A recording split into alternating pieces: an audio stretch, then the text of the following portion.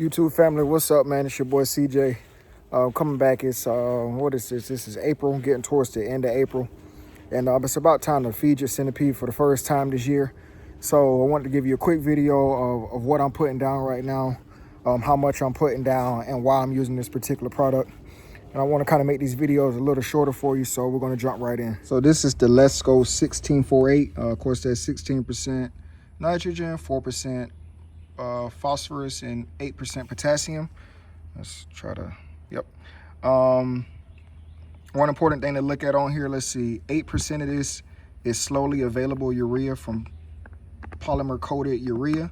What that means is that 8% of this, 8% of that nitrogen, so half of that nitrogen, as soon as I water it, it'll release directly into the soil. And then the other 8%, the soil microbes will actually have to break down that polymer coating to get to the urea. So that's actually pretty good for soil health. You're not completely bypassing the soil in the process, which is good. Like I've explained in other videos, that's a symbiotic relationship, and you want to care for the soil as well as caring for the grass. Some other things that this product does have is copper and zinc and manganese, which are micronutrients that are important for the soil, as well as iron. It gives you that good green color. It's not a ton of iron, but it does have some iron in it just to give you that green color that people like. Of course, this is not the product you have to use. If you had a soil report and you were high in phosphorus, you could probably try to find something with a 0 on that middle number. If somehow you were high in potassium, which is not as common, you'd probably try to find something either without, a 0 on that last column, or maybe just a lower number. But yep, I'm going with 1648 this year. So that's what I'm putting down, but why am I using that? If you watch any videos on my channel, you know I'm not a huge proponent of using synthetic products. I prefer to use organic products as much as possible, but we're in the beginning of spring, and even our soil temperatures right now, the soil temperatures are high, but it's fluctuating. Like, we're not in the heat of summer yet. So, I mean, I think this upcoming week, we have some highs in the 70s and even a few days, some highs in the 60s, I believe. So those soil microbes are not fully functional like they're going to be in June, July, August, September, to where they're active enough to break down the product at a good rate. So I use that synthetic product, half synthetic product, so that it releases into the soil without having to worry about the temperatures. Just to get the grass growing. So again, half of that nitrogen is going to be readily available right now. As soon as I water it, it's going to release into the soil. And then the other half, that soil will have to work. Those soil microbes have to work to break it down. 1648 is considered a balanced product. I know a lot of people think that like that 10-10-10 starter fertilizer is balanced, but fertilizer is supposed to be like a 4-1-2 ratio. So 1648, 4-1-2. Am I about to do math on the spot? That would be, yeah. Not so big on using products that have phosphorus in them as well, but it's the beginning of the season, spring, where the soil is actually rooting, and that phosphorus is important in the rooting process, especially if you're having some root damage coming out of winter into spring. It could help with that. So, the product does have a little phosphorus in it, and then that potassium is just always good for the overall health of the plant, and also to help out with stress. We just got out of winter stress, but we're about to go into some really hot heat stress. So it's good for the soil for the grass to have that potassium as well. That bag says to put down a pound of nitrogen per 1,000 square feet. And could you? Maybe. I'm not so big at pushing centipede grass that fast. I mean, I'm getting close to a pound. I did it at about 3/4 of a pound. So the bag was, I think, to put down a pound per 1,000 square feet was to set it at 18 on a Lesco spreader, and that's just going in one direction. If you're gonna do all vertical one direction, that bag should do 8,000 square feet, or horizontal, all one direction. I cut that rate down. Let's see, I put my spreader like between 12 and 13, because 14 probably would have been half a pound.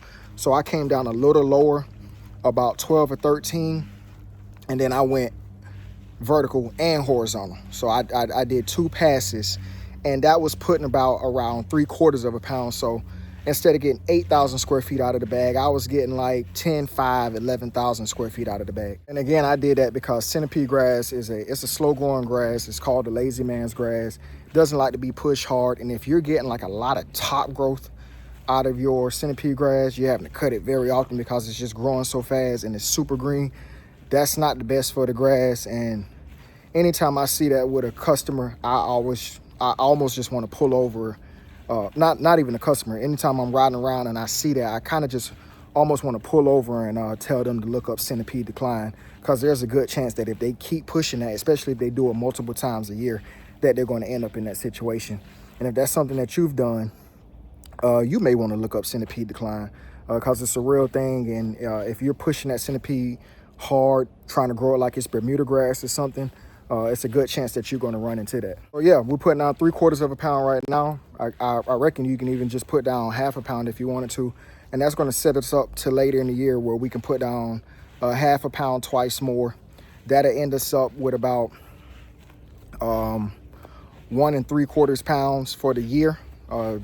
2 pounds per year per 1,000 of nitrogen is pretty much the max on centipede grass. And I'll get a little more because I mulch my grass. I'll return the clippings to the soil. That'll return some of those nutrients to the soil. So I'll end up around 2 pounds per 1,000. I may actually end up a little higher than 2 pounds per 1,000 of nitrogen at the end of the year, but I'm only going to apply about 1 3/4 pound of nitrogen this year. I fertilized about a week ago, and we're in a pretty bad drought right now. I've been having to water pretty heavy, but this is how I'm looking. Do have some weeds around my rose bushes just because I don't put down weed pre-emergent or weed killer over here. Just kind of let it do what it wants to do, but there are no weeds back there. My sprinklers don't hit up there by that fence, so you can see what the drought is doing to me. And then the front yard have this little spot right here. I don't know if this is like a fungus, but I'm just kind of letting it play out. You know, it'll eventually cure itself. But again, kind of hard to maintain the grass in this drought right now. One thing I hate about that ditch area, everybody water runs to that little drain over there, so that ditch is always full of water. It's hard to maintain good grass in it. But everywhere else in the yard, we're looking pretty good. You can see the spots that my sprinkler don't hit very well, where we have this brown. But for the most part, man, like I said, I probably had 16.48 about 2 weeks ago, and we're getting where we want to be. We're getting in good position for the summertime. So quick recap, we're right here at the end of April. We've already gotten through the Easter holiday, and I'm putting down that 16.48 Lesco product. I'm not running it at the recommended pound per 1,000. I'm running it, they say to set the Lesco spreader at 18 for a pound. I set it all the way back somewhere between 12 and 13. Putting down a total of 3/4 pound, but I'm going in horizontal and vertical direction. That'll just help to make sure that you get an even pour. You don't stripe and all of that good stuff. You know how people have that weird dark band and then light colored band. Now you want a nice even color all the way through. That'll help with that. Trying to push the centipede too hard, just trying to give it some nutrients, get it to growing. That's the first time feeding them out of winter. I am cutting at about, what am I cutting? Cutting some spots, I'm cutting 2.5 just because it's kind of on a hill and I don't want to scap it. But for the most of the yard, I'm cutting at 2 1/4. If I can get away with getting it down to 2, I would. But my mower is heavy, and like I said, I feel like I would scap in a lot of spots.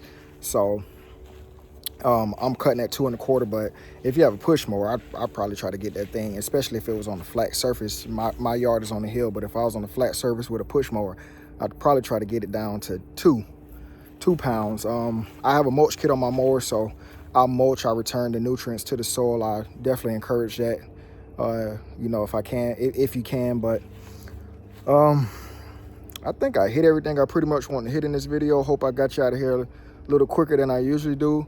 And I won't be feeding again until, let's see, this is April, May. I won't be feeding again until June. And I guess we'll get back with you then, and we'll see how you're doing, and I'll give you some tips on what I'm doing around then. So thanks for watching. Appreciate all the support. Thanks for all the comments, and until next time, peace.